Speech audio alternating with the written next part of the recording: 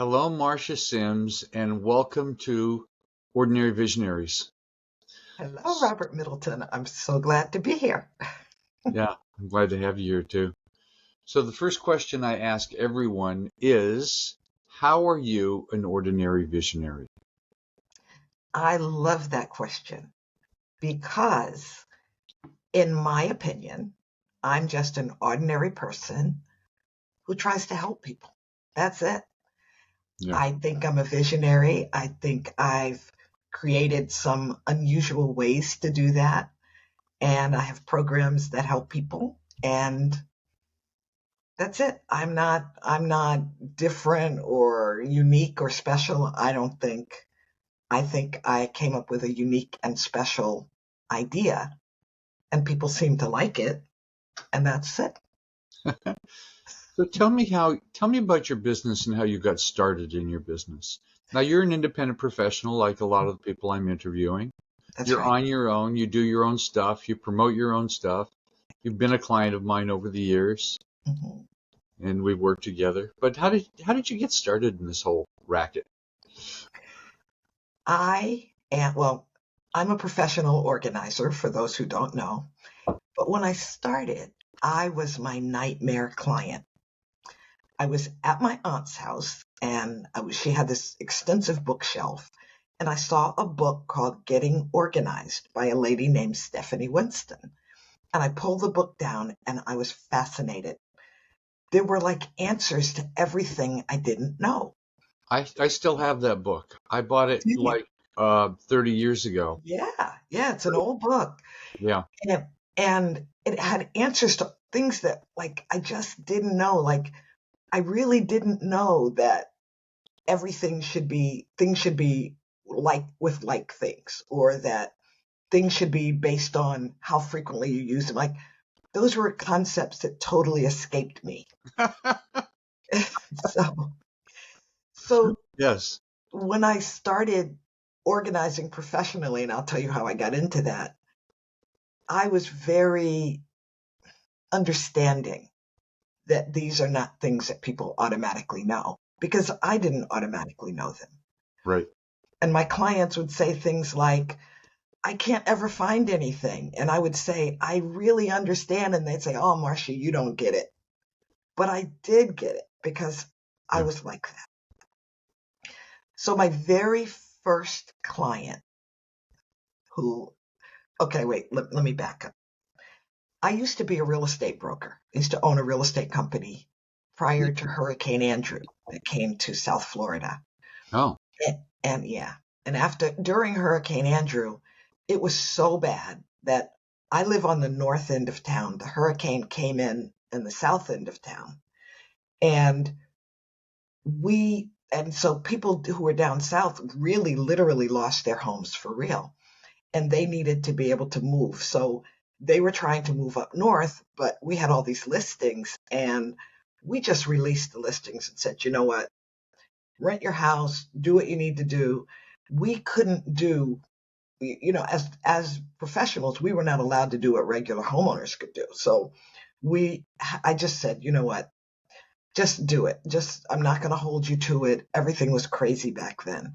yeah. And so I needed something to do because with no listings, I couldn't make any money. And I had these 3 kids with a food habit.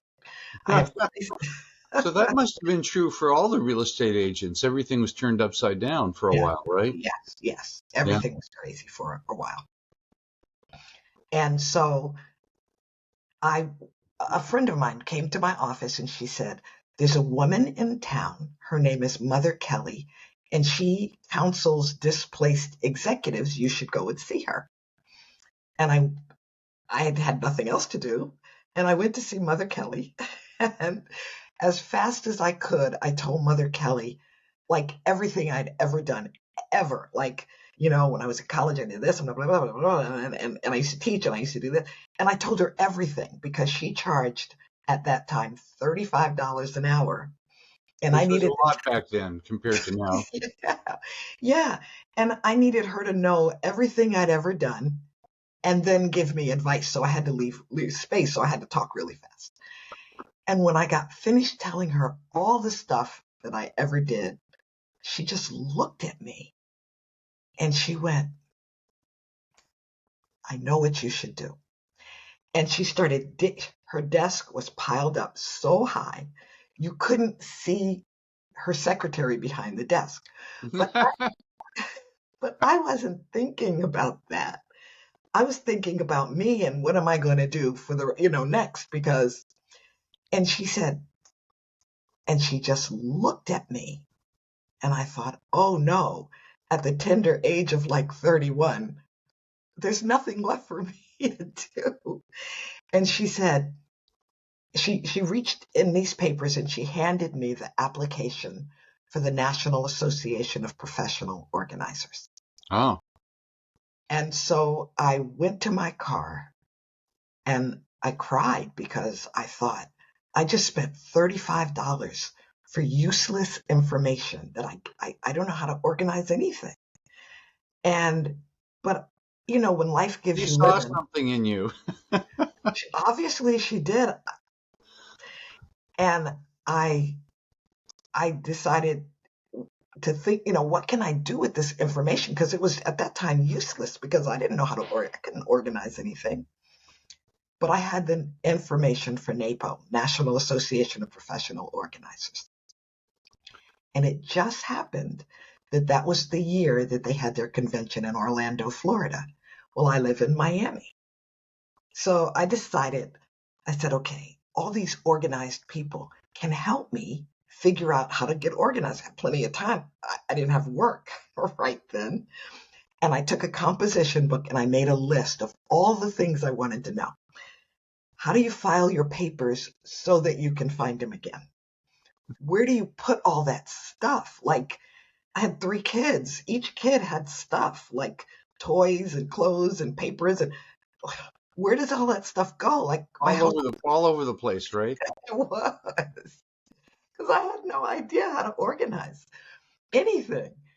One year I had gotten a puppy and it had fleas, so I had somebody come and spray for fleas. And the guy told my friend who had referred him to me, he said, your friend needs to clean up her house. I mean, I didn't know how to organize. But I went to the convention with this composition book where I had all my questions. And I'd go in the break rooms and I would grab somebody and I'd say, I have a client with this problem. What would you what would you recommend? But they didn't know I was my nightmare client. I guess maybe I don't know. I don't know what they thought. Right. But they were so nice and they helped me out. And I came back home with all these ideas of what I was going to do to fix my papers and my cleanup stuff and put stuff where it belongs and all that stuff. And the thing I didn't know was that back then, NAPO would give your number to anyone who called and said they were looking to hire an organizer. Well, I was the only organizer in Miami, Florida, who actually went to clients. Sandra Felton was here, but she was writing books, and there were other people that were in nearby counties, but I was the only one in Miami. So people started calling me, and they would call, and I would get them off the phone because I had no idea. So they wanted you to organize, and you go, I'm the most disorganized person in the world. Oh my God, I'm a fake, right? Yeah, that's how I felt. Of course, I didn't say that out loud. Right, right. And this one lady kept calling. And this was before the day of caller ID. So we didn't have caller ID back then. Or if this had been during the day of caller ID, I would never, ever have become an organizer. Because when that lady kept calling, I would have known it was her. I just wouldn't have picked up the phone. But I would pick up the phone and she would say, hi, I need to hire an organizer. And I would find an excuse and I'd get her off the phone and then she'd call back. And she must have called me 5 or 6 times to the point where she knew that I was going to try to get her off the phone. And she called and she said, no, please don't hang up. I really need you. My boyfriend's going to leave me. My boss will fire me. I'll get kicked out of my house. I really need your help. When can you come? And I felt so bad. I felt guilty because I didn't want her to think that she was the problem. I was the problem because I felt like I didn't know. So I made an appointment and I made up an amount of money to charge her. And then I thought, okay, I'm going to go because I felt guilty. She'll hate it. I won't charge her and I'll never do it again. And that was my attitude going into my very first appointment. And when I got to her house, she walked out to meet me at the car because she was so embarrassed of her house. And when she opened the door, tears came to my eyes. It was horrible. We had to step over stuff to get in the door. There was not one place to sit. I mean, I thought my house was disorganized. It was so bad. It looked like a few people ran in, threw everything around, and then ran out. It was really awful. And I thought, I had to help her. It was like, it was no longer, I was on an organizing appointment and work, and it was no longer about me. It was like, here's a human in need. I'm here. I have to help. I have to do something. And so I had a manila folder and a legal pad with me. And I didn't really have it for a reason. It was just an old real estate habit. That's what I always had. So I took it with me. We cleared off a place for me to sit.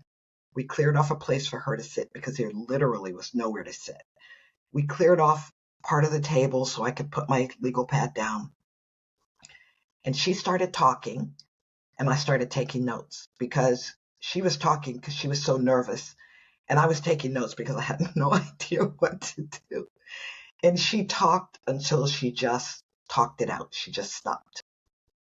And so I said, let's get started. She said, well, what are we going to do? And on that day, I said, well, I don't know, but we can't leave it like this. This is awful. Well, I got more tactful. I didn't say it's awful anymore, but I started doing all the stuff my mother used to tell me to do that I ignored, right? We cleared stuff off the floors. We cleared a place for her to sit. We cleared stuff off the sofa. She had medicine in the oven because she didn't want to lose it because there was no room in the medicine cabinet. She had shoes in the file cabinet. I've never seen that before or since. But she put them there because when she got ready to go to work, she didn't, she needed to be able to find stuff. She would come home and sit on the edge of her bed and eat. She'd bring food in, and because she couldn't cook there, her medicine was in the oven, so it was. She had a whole bunch of bottles of medicine in the oven. Yeah, prescriptions in the oven on a tray in a plastic shoebox. It was amazingly chaotic, and it was incomprehensibly bad, and she couldn't comprehend it. So she just came in, sat on the bed, watched TV, and ate, and then she'd go to sleep. And then Was she a hoarder as well? Yeah, absolutely. But at that time, that was before I knew definitions and knew hoarder versus messy versus chronically disorganized versus. Right. I didn't know all that. This was my first day. And when I got ready to leave, she cried and I cried. And I knew that there was more to this organizing thing than moving people's stuff around. It wasn't about the stuff. And I think that was my biggest lesson, that organizing is not about stuff. Organizing or disorganization or messiness is really just postponed decisions. It's all the things we haven't dealt with. It's not about papers or shoes. People call me and they'll say, I want to send you a picture of my whatever closet, but it doesn't matter because it's not about the items. It's about the person. It's about us. It's about, why did I not know to put things where I was going to use them? I had a client I've had like a lot of clients now since then, but when you walked in her house, like she had gardening equipment at the front door, gardening equipment in a closet, and gardening equipment by the back door. Well, the reason is because she wanted it to be convenient. But the reality was it made her house look terrible. So I explained to her, it's not convenient when it makes your house look bad. You need to have a place for things, put things in the place, then you know where they are. Because if you need something that's at the front door, but you're at the back door, now you've got to run through your house and look for it because you don't know where it is. So based on me and the problem that I had with figuring out where do things actually go and how many of these do you really need and that kind of thing, I was able to ask people the same questions. And years into it, one day and it was so wonderful. Like it was so wonderful. I felt so good and they felt good that I I had a lot of clients because I kept getting a lot of referrals. And I kept getting a lot of referrals because people don't feel judged around me. But I never judged anyone because how could I? I was the same way. They Right. just didn't know it. Right. So I was with a client and I would work with people and it felt so good. I'd come home and I'd follow my rules and I started cleaning up my house. So my house was getting cleaned up, their houses were getting cleaned up. It was just a feel good all the way around thing. And one day I was with somebody and I said to myself, this is really working. I need to pay attention and reverse engineer this to see what am I doing right? Because I'm doing a lot right, but I don't know what it is. So then I started paying attention to what I was doing and saying. And I noticed things that I did, like when I'd walk into somebody's house, I would immediately do things to establish rapport. I learned that in real estate. I would comment on something beautiful in their homes. And then that's what I would remember when they'd call me back. Or I would ask, like, what's really wrong? Like I didn't walk in and make assumptions. And later I learned that a lot of organizers will walk in and make assumptions. Oh, you need to put this here. I never did that because I don't want anybody to walk in my house and tell me where my stuff should go. So my day was a day of asking, not a day of telling. And I learned how to ask questions very well.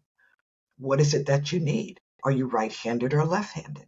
If you needed this and you didn't know where it was, where would you look? Well, then that's where it should go. You know, what do you actually call this paper? Well, then that's the label that needs to be on the file. It's amazing how we have a paper for, I don't know, my grandfather's, I don't know, diploma, and we'll call it um, Yale. We don't call it what we actually call it. So I would have people call things what they actually called them. And then you can find those things in your file. I would, I, I started learning things about addiction because hoarding is a legitimate addiction. Hmm. Hoarding is not just keeping a bunch of stuff. It's keeping a bunch of stuff and not being able to let anything leave. The shopaholic behavior. People aren't shopaholics because they love to shop. They're shopaholics because they feel bad today. They're shopaholics because they want to get that dopamine hit. They're shopaholics because they may be bored or unhappy or angry or whatever. But they're not shopping because they need more stuff. Clearly, they don't need more stuff. Clearly, they don't need it. That's right. They don't have space for the stuff they have, right? That's right. Yeah. That's right. I had a client who would go to he had annual passes for all of the football annual things. And he would go buy all these souvenirs and bring them home. And he didn't have room for them. So he'd pile them up. But he wanted them. But he didn't have room for them. So they were piled. And people ask me things like, how do you know whether you should keep something or not? So I came up with really simple ways to know what to do. For example, three-dimensional stuff. Yes, no, and maybe. Yes, I want it and I know where it goes. No, I don't want it. It's leaving. And then maybe. Maybe means I want it, but I have no idea where it should go. Or I don't know if I want it or not. And not knowing is a legitimate thing. There are things we don't know if we want them or not. I don't know. Am I going to need it in the future? Maybe I want it. I don't know. I bought it, you know? So things like that. For filing, I created fast filing, FAST, as an acronym: file, act, shred, or toss. Right. So I make things really simple because I need it to be simple so that I can do it. So I make it simple for my clients so they can do it. So And kind of had a talent for creating systems. maybe so.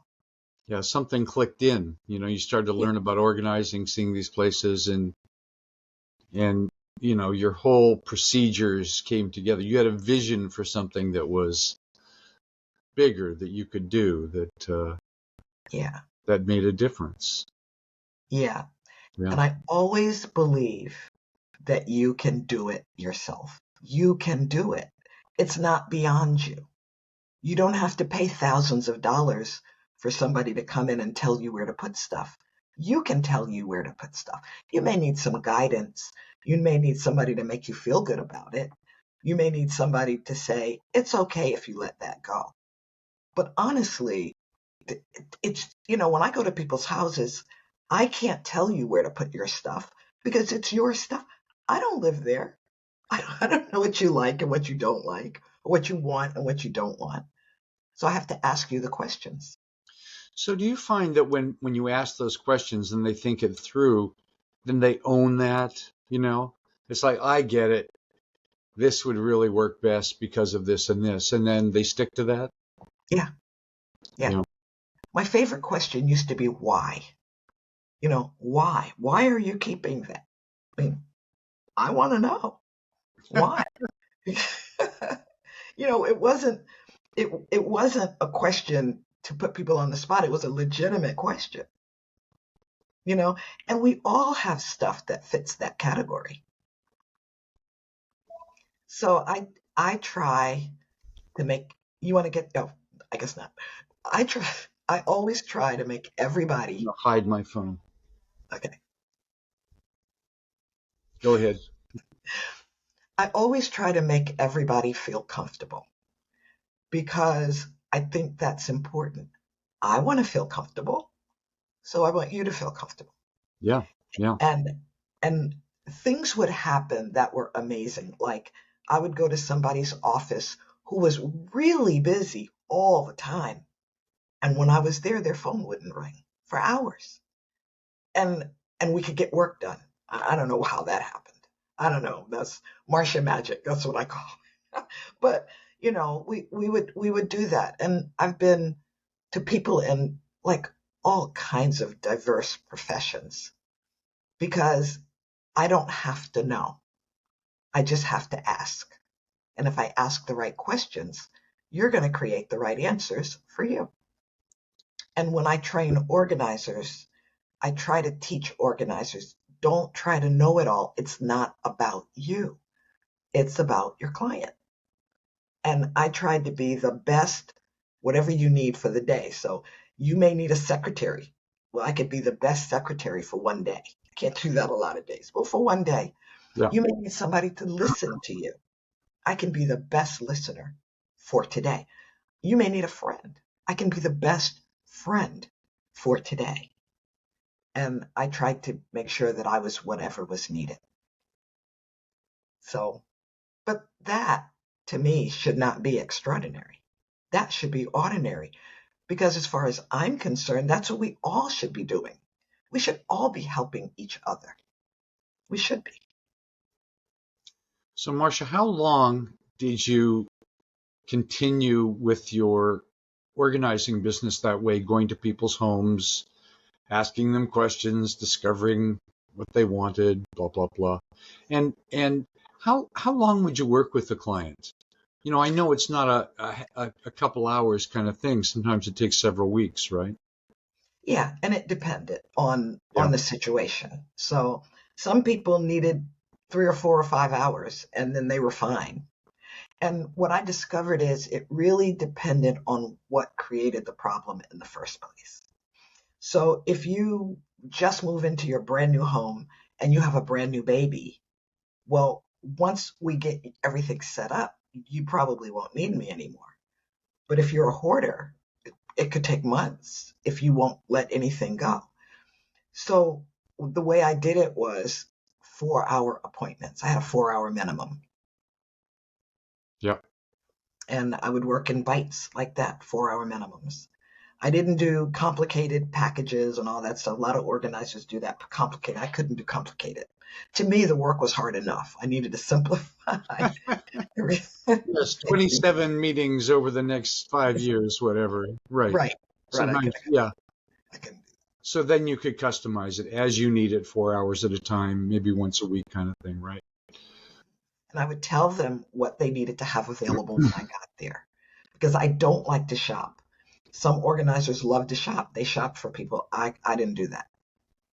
And if I got there and they didn't have it, then I was on the clock and we had to go to get everything. Office Depot or whatever we had to get. Right. Yeah. But it was always good. I think there was only 1 or 2 times when I had a client that I could not help. One was the father was dying. The mother had spent 50 years of being abused by this guy. And the son was in town from California. He had left school to come and help them clean up, but he didn't know any answers. The mother didn't know any answers because she was so used to being subservient and passive that she didn't know what he wanted and where it would go. The son had no idea what was needed and where everything would go. And the old man was dying, and he picked up a cup and his hand broke. And the cup fell on the floor, and it was, and everybody was running around screaming, and that was beyond what I could do. Right. Right. And that's the only one I really remember. There may have been one or two others, but I had hundreds of clients here locally and out of town. I went in and out of homes and offices and boats and cars and you name it for 30 years. Really? Yeah. Wow. And then I stopped going into homes, and now I just do online programs. But what I've learned is my online classes are just as good because they're doing it themselves with a little bit of guidance. Right. And homework, if they do the homework, which. Oh, I have a question about organizing. Right. Let's see. It seems some people, for whatever reason, have a sense for organizing. I'm one of those people. It just comes natural to me. I walk in a room and I can see something that's messy, even if it's almost immaculate. It's like, that's out. I just see that. I don't know. Right. It just came with the equipment. What can I tell you? Or with my upbringing. I don't know. So I always like to organize things. Everything. My files are organized. My jazz collection is organized. Lovely. Sometimes my desk does get messy, but then I can clean it up in 5 minutes because I know where everything is. Just etc. That's right. So I don't need organizers. When I have hired organizers a couple times, we do aerobic organizing. Mm-hmm. It's like move, toss stuff out. Right. It's different than what you're talking about. Right. But some people, for whatever reason, just don't have a sense. Did you kind of get a sense of what's behind that? Is it their upbringing? Is it their personality type? It's like, I just can't understand disorganization. And it also, disorganization is a big trigger for me. It just makes me feel just uncomfortable, and I want to tidy things up, and Right. and When I was training organizers, a lot of people who are already organized would come into my program. And then I had a lot of people who were born without that gene who would come into the program. And what I would do, one of the things I would do is pair them up. for them to do their assignments. And I would tell the disorganized people, you're going to be working with somebody organized, but they're going to be annoyed with you. You have to step it up. You have to go to your meetings if you say you're going to go. If you say you're going to do something, you have to do it. Just understand, but they'll be able to help you because they have that gene. I call it a gene. Yeah. But just know that they're going to be mad at you for 11 weeks. And I would tell the organized people, Yeah. this is good for you because you'll be working with somebody like your clients. So you need to understand how their brain thinks because it's different. Some people are left brained, some people are right brained. We know that part.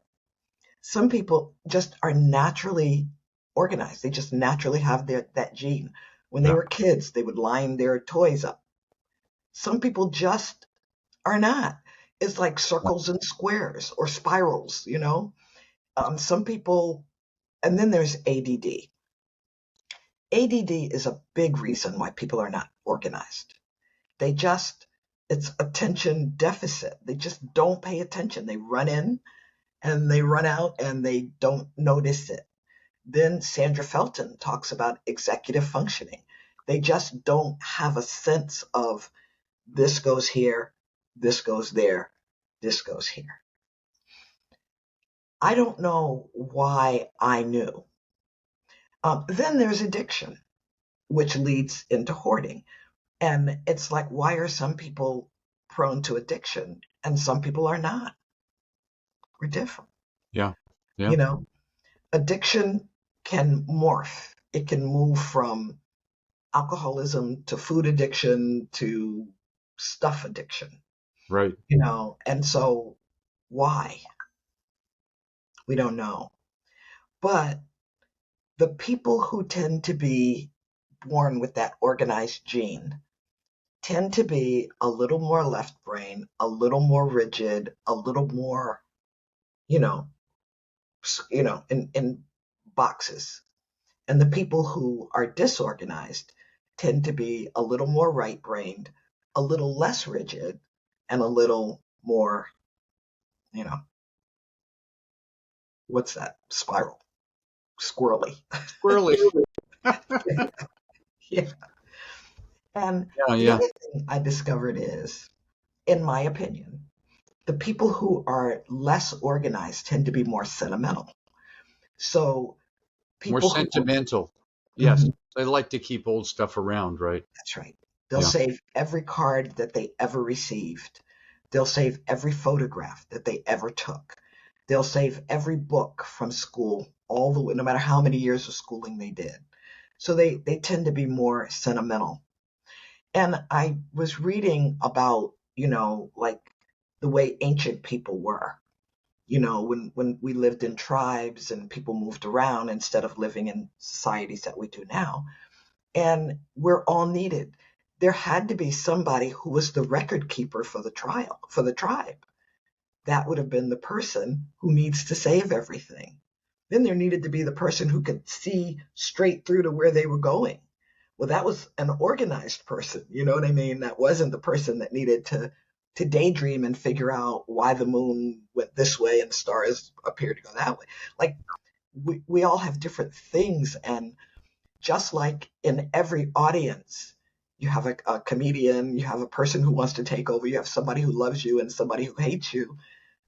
In every tribe, in every tribe, we probably had all those things. Like somebody likes to, dig in the dirt and plant things, and some people hate that. Yeah. And, some people like to look at the stars and figure out astronomy. Some people hate that. Yeah. And I think that we're all needed. It's just that our society prefers left brain organized, so-called logical things. But I think it's just a preference in the society, not necessarily what's better or worse. Yeah. And it seems to me that the basic principles of organizing, once you understand them, as you've said, similar things in a similar place, a place for everything and everything in its place. That's not exactly rocket science, but it just doesn't come naturally. Right, It just right, doesn't come naturally, but the concept is simple. right. So it seems to me, I could be wrong, that the more left brain creative person, if they become more organized, does that stifle their creativity or does it enhance their creativity? That's a very good question. Yeah, Some writers think about what they're going to write about, make an outline, and write according to the plan. right. Some writers sit down and they're inspired. Yeah. If they had to make an outline, would that make them less creative? I don't know, because they never do that. Yeah. And somebody who needs Well, needs a they need a structure. good editor, just sort of like a good organizer. They write all this stuff, and then the editor, yeah, helps Yeah, them figure it out. yeah. So, I don't know. We don't have the answers to that yet. Yeah, We're still trying to figure out why certain people are certain ways. Sometimes it's society. Sometimes it's a condition like ADD or something. Sometimes it's bottled up anger or boredom or fear. A lot of people are afraid. I don't understand that, but see, I don't have to understand it. That's how they feel, and that's how they operate. And so, whatever your operating modus operandi is, determines how you act it out or play it out in society. yeah. One of the things I love to ask people is, how many of these do you need? And that always, you know, 5,000. Like, how right, many jazz albums do I really need? right. That's see, because that question just makes you think. There's no real answer. Yeah. How many do you need? Maybe you need five. Maybe, like you said, maybe you need 5,000. Maybe, like one lady said when she got tired of me asking questions about how many plastic crates did she need to feed her animals, she said, I need all of them. Okay. So, Right. you know, I need all of them, and you're not taking any way away from me. that's right. And so I said, okay, that's fine. Let's move on to, and I picked another category of items because she clearly needed all of the plastic balls. It's interesting because there's so many factors in this. See, I am organized, and yet I lose things all the time. Right, I misplace my glasses all the time. right. So things like that. So I don't know, maybe it's a compensation. It's like if I'm not organized, I'll lose more things. So I don't know. Well, the other thing is some things are a priority, and in the moment, some things may not feel like a priority. Right. So if your glasses don't feel like a priority, then you'll just put them somewhere until you create a home for them. And then they always need to live in their home. Yeah. So obviously, you don't need them as much as I need mine because you don't have your glasses on right now, and my glasses can't get but 4 inches away from me. See, so I can't lose I them. have computer glasses. Those are the ones that are missing right now. Okay. My long distance glasses I have right here by my desk. But Yeah. See, I uh, have seeing glasses. If I take these things off, I'm useless. yeah, right. So, So tell me about how you made the transition from being in person and working in person and doing it online. You know, uh, and you were you doing it online before there was Zoom, or how did you do that? yeah, I did it online before Zoom. So what happened was I started training people to be organizers. So before that, I got on the road as a professional speaker. And because I was on the road, I had organizers here doing the actual work.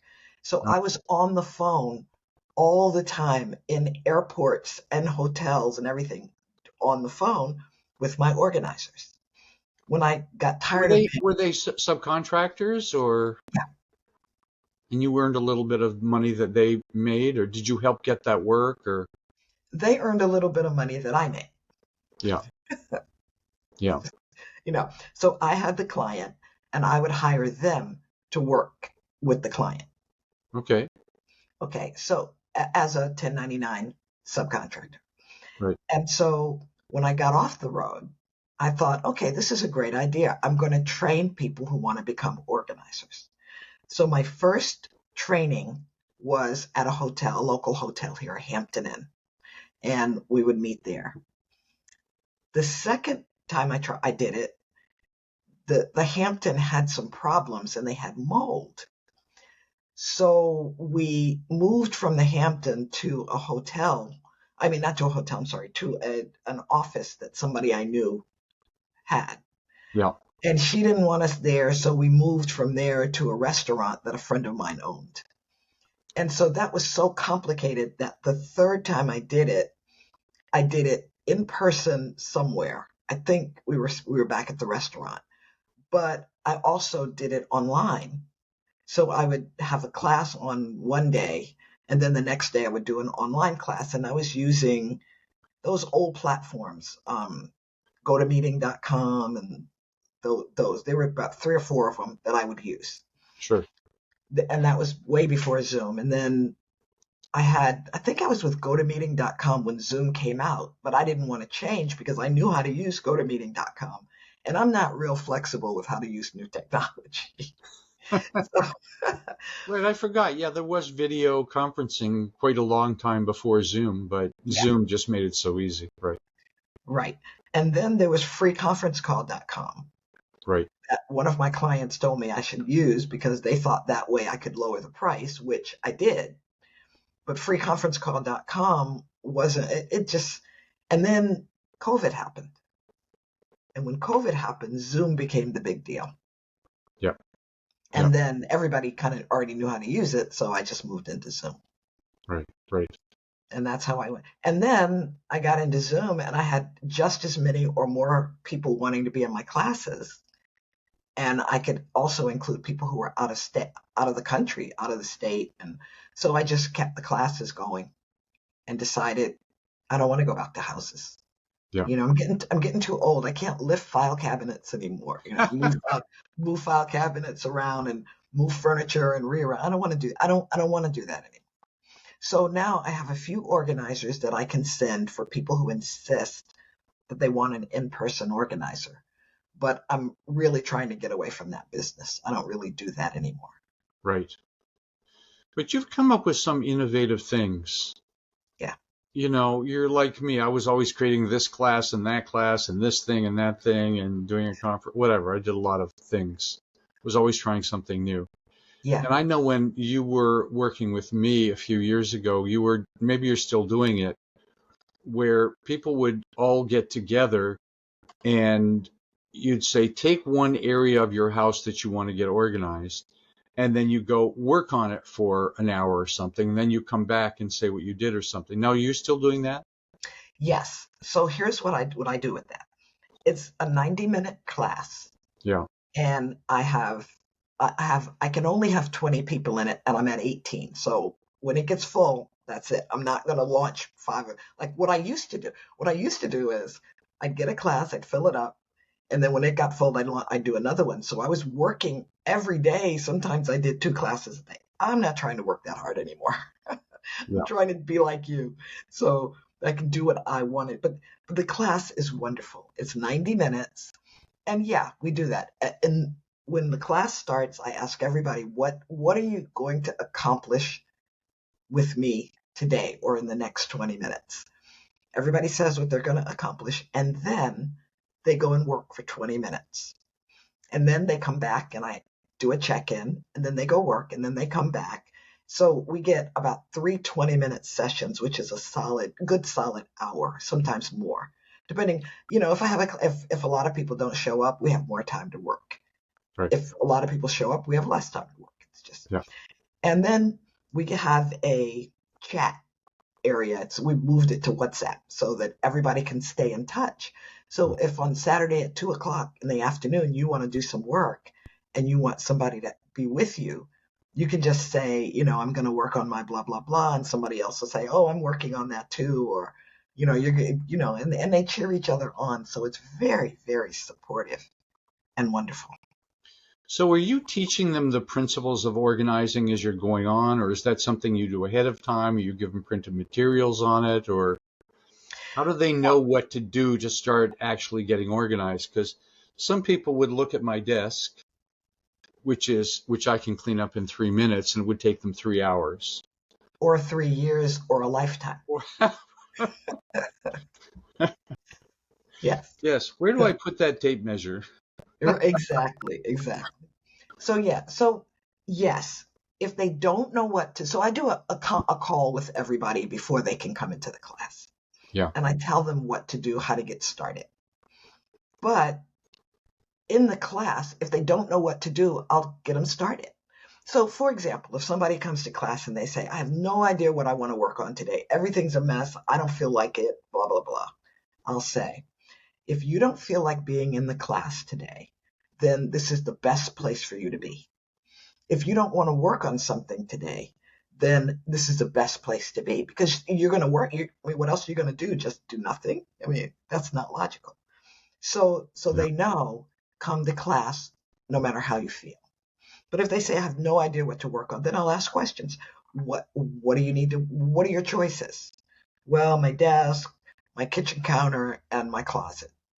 Okay, which one would make you feel the best if it were done? Or I'll say, which one bothers you the most? And then they'll think about it and they'll say, well, my kitchen table bothers me the most, and I'd feel the best if it was cleaned off. I'd say, okay, start there. Or if they say, I don't know, I don't care, I just want to do something, I'll say, okay, which one will give you more bang for the buck? Like if somebody walked in your house and you weren't expecting them, what room would they walk into? Well, what can you clean up so that they won't see a mess? So that's another way of deciding what to do. Yeah. And then if they don't know what to do, then I'll say, okay, well, if it's, let's say it's your sofa and you don't want them to walk into, you want your sofa cleaned off. I'll say, okay, what's on it? Papers, clothes, this, that, toys, the normal stuff. And I'll say, okay, so we start when everything's a mess, you start with things made of fabric and move them off of the surface. Put them on your bed, because we handle the fabric separately than we handle the other stuff. Then get a box, put all the papers in it to look at later, so that now the only thing left on the sofa are three-dimensional items. And we do those with yes, no, and maybe. Yes, I want it. No, I don't want it. It's leaving. Put it in the car trunk. And maybe, I don't know if I want it or not. So we break everything down. So I always give them a way to get started. Most people know what they want and they know how to get started. And then some people get stuck. I did a really good article. I called it beginning, middle, and then something like it, BME. And I said, some people get stuck in the beginning. They have no idea how to get started. They're like deer in the headlights. Right, right. Some people get started and get in the middle and get overwhelmed and they don't know what to do. They just get stuck. Yeah. And then there are some people who can get almost to the end. I call it getting to the last 5 pounds. And they don't know how to finish it. And then they repile it up over time. And then they clear it up to the last 5 pounds and they repile it up. So I help them get the last 5 pounds done. Right. So it really depends on where you are with the clutter problem that determines what I tell you to do and what you're trying to accomplish. So how many weeks is this program? This program in particular is an ongoing program. Okay. You're not stuck. You can come for a week, you can come for a month, you can come forever. It depends on how much you have to do and how much you want to do it. Some people come and they do the same thing every week. I have a lady who comes and every week she cleans her kitchen. Every week. And she just wouldn't do it unless she was in the class, right? It seems to me that over a period of time where you're teaching people, you're talking to people, they're seeing other people's issues, that hopefully they some of them, maybe a lot of them, start to get the habit, get used to it, get it habituated that when you take that thing out of the cupboard, then you put it back. Then you Yes, do this, that, and after a while, it just you become unconsciously competent at it. exactly. It And just happens, right? that's right. And that's always the goal. And for some people, I explain the 4 levels of competence because they need to know, they need to hear it. Yeah. And for some people, I just tell them, I give them a lecture. Look, you have to develop the habit of putting things back in the right place. If you have pens, if every time you answer the phone and you need a pen and you don't know where one is, then you need to create a place for pens. Do that first. And then that's the home for pens. And every time you use a pen, it goes in the home created as a habit.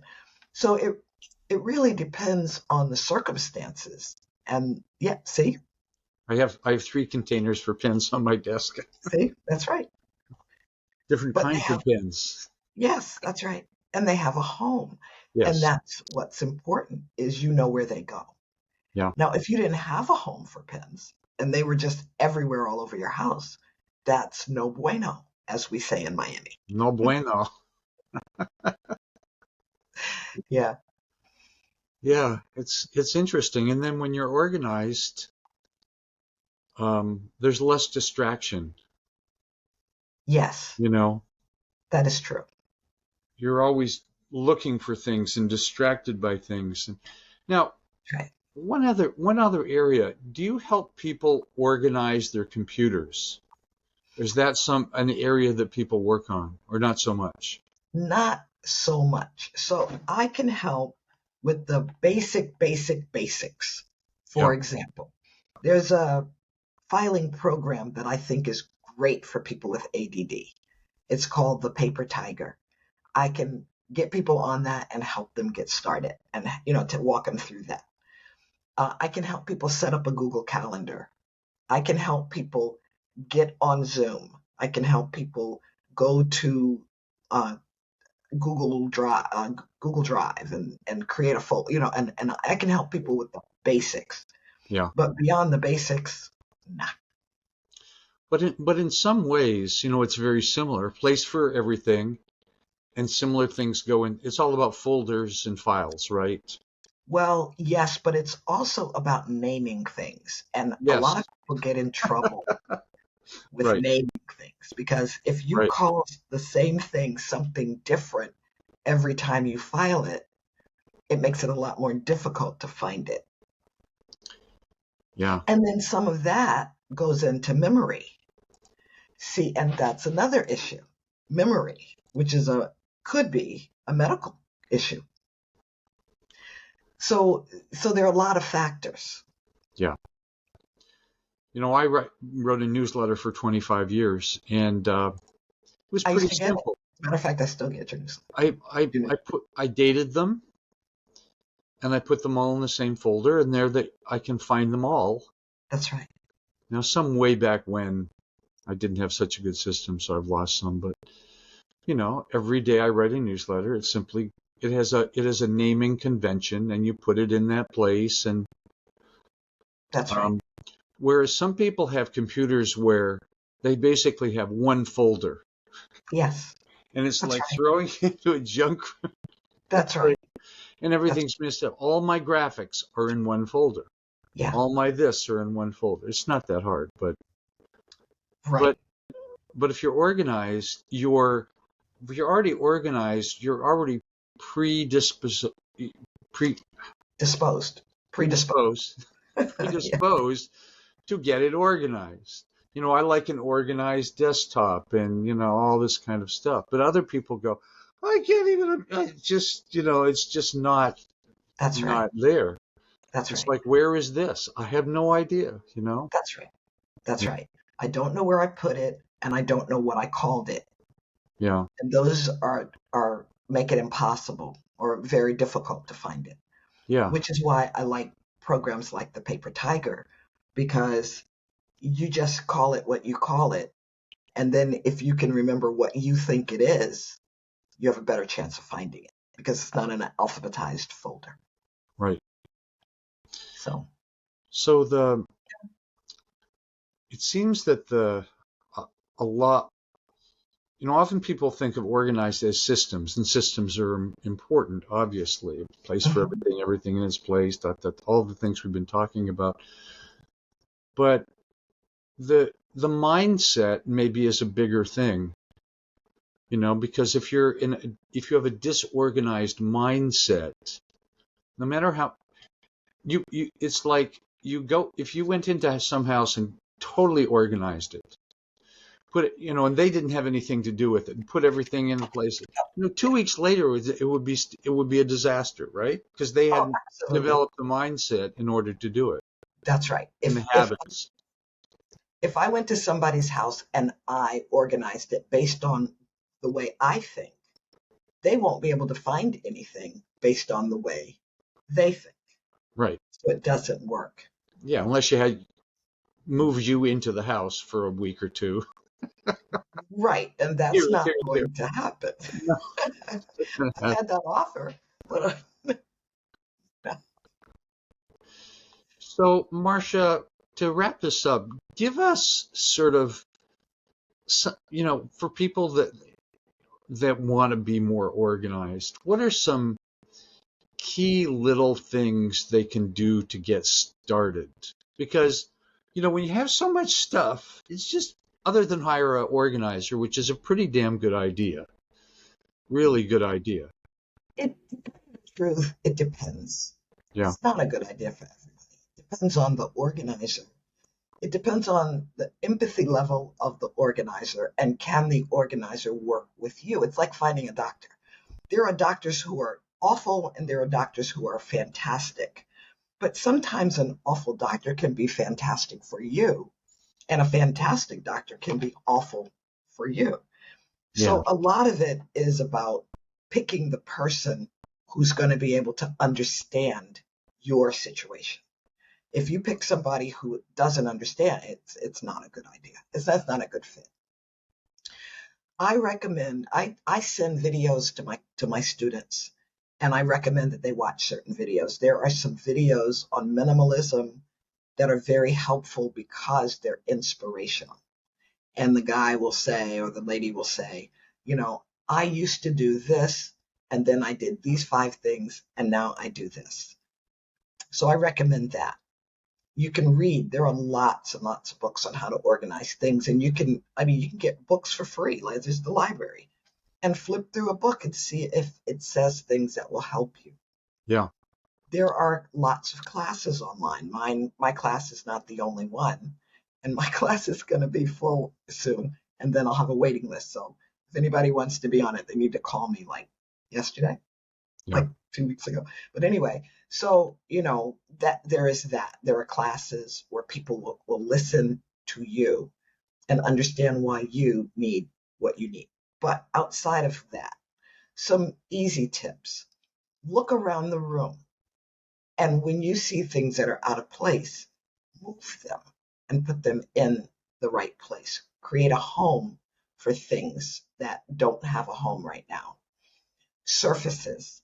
Organizing is about surfaces.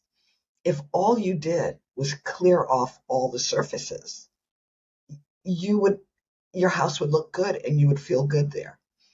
I was in a grocery store one year and I was flipping through one of those, beautiful house magazines. And I noticed that what is conspicuously missing in homes that look beautiful is all the stuff we use to live. There's no papers, there's no books. There may be 3 books, strategically placed, but not like real people who read real books. It's kind of sterile. Yes, very much so. And that's what we think is the way you're supposed to live, but it's not realistic. Um, put things at or near the place where they're going to be used. Don't keep more than you need. Make a decision, and the decision can be arbitrary. How many pairs of slacks do you need? Make up a number and then try to get down to that number. Don't keep things in the wrong place. If you have a closet for your clothes and your shoes and hats and things like that, well, don't have toys and typewriters and computer parts in there. Yeah. Create a place for things. So Right. those are the kinds of things that you want to think about with papers. You want to Here's one. In, what I used to teach people was sort your papers into F, A, S, and T. But now what I tell people is, like, every day, what's the average number of pieces of mail that comes in? Probably 3 to 7 items in your mailbox every day. Sure. So handle your mail every single day, full out. If it's a bill that needs to be paid, pay it. If it's a flyer that you need to make a decision about, decide. Things like that. Accept things that belong to other people and then create a place for those. That way, you're not going to add to the backlog. And then create time to go through your paper backlog. And even if you only do 15 minutes a day, you'll find that if you box things up, it takes about an hour to go through a box, more or less, but that's about an average. So you can know every week, if you do 15 minutes a day, every week, you're going to empty a box. So if you have 10 boxes, you have 10 weeks, and it's not stressful. Right. Think about how you want things to look, and then hold that vision when you're cleaning up. Also, if you decide I'm going to clean off the sofa, clean off the sofa. Don't take 2 items off the sofa, then 2 items off the credenza, and then 1 item off of this. And, it'll take you years to clean off your sofa if you do that, because then more stuff's coming on there, right? Once you clear off a surface, keep it clear. Maintain that. Start with an area of sanity. Create an area for yourself that looks beautiful, so that every time you get overwhelmed and frustrated, you can go in that room and you can say, I did this. If I can do this to one room, then I can do it one more time to another room. Now I have 2 rooms. If I can do this to 2 rooms, I can do it one more time. So you're building on success. Right. Start with what's easy. Don't start on the hardest thing. Start with what's easy. Start with what's visible so you can feel good.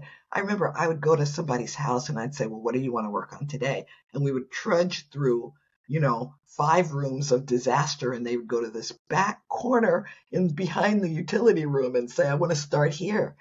And I would say, no, let's start in an area. We can do that, but let's also do an area that's visible so you can feel good. So your friends will come over and say, oh, look, you cleaned up. Yes, your living space. Yeah. Yeah. Exactly. Yeah. So invite people over more often. It'll make you clean up. Sandra used to do that. As a matter of fact, Sandra Felton, my co-author, would have parties just as an excuse to clean up. And that's very effective. Yeah. Yeah, it's very effective. But most people end up stopping the company. I had a woman in my program, and she Right. wanted to clean up so that her grandson could come over, because he'd never been to her house because she was so ashamed of it. Oh. And, you don't want to do that. It's like, yeah, it's like you can stop it from getting worse. So stop it from getting worse. Don't let it get worse before you try to let it get better. Well, Marsha, yes. And reach One out more and thing. Yes, one more thing. Reach out and call somebody like me. You have my number. If anybody needs help and they want to talk to me, I'll talk to anybody. I'm not above that, which also makes me ordinary. I'm just like everybody else. Pick up the phone, call me up, and ask me questions. Yeah. And it's a good idea to have a list of questions to ask me so that we can be efficient and I can answer all your questions. And I'll just tell you, and I'm not going to ask you to buy anything, because I don't need to do that. Well, we'll have your contact information with the video, to your email, your web address, stuff like that, Sure. so people can contact you. Sure. Yeah, because I love to talk to people. It's great for me. I know all the answers. It's always a good conversation for me. Marsha, yeah. it's really been a pleasure talking to you about this. Really interesting and fun. I mean, I'm really interested in the topic. Yeah. And it really makes me think. It's a funny thing today. What's on my list today is answer email, clean desk. So put That's it right. on your to-do list. Clean, That's right. an organizing thing, and have a damn to-do list. I mean, that's an organizing thing as well. We could talk about Absolutely. this forever, but we can't. So, Yeah, yeah, yeah. yeah, Well, I want to thank you for the work that you're doing. I thank you. absolutely, I've been following you for so many years. I have your book. I just, you're one of my heroes. But the new thing that you're doing is so absolutely cool because you're writing about things that mean something to you. And I think a lot of us are ready to do that. I think that's just amazing and beautiful. So thank you for being you. Thank you so much, Marsha.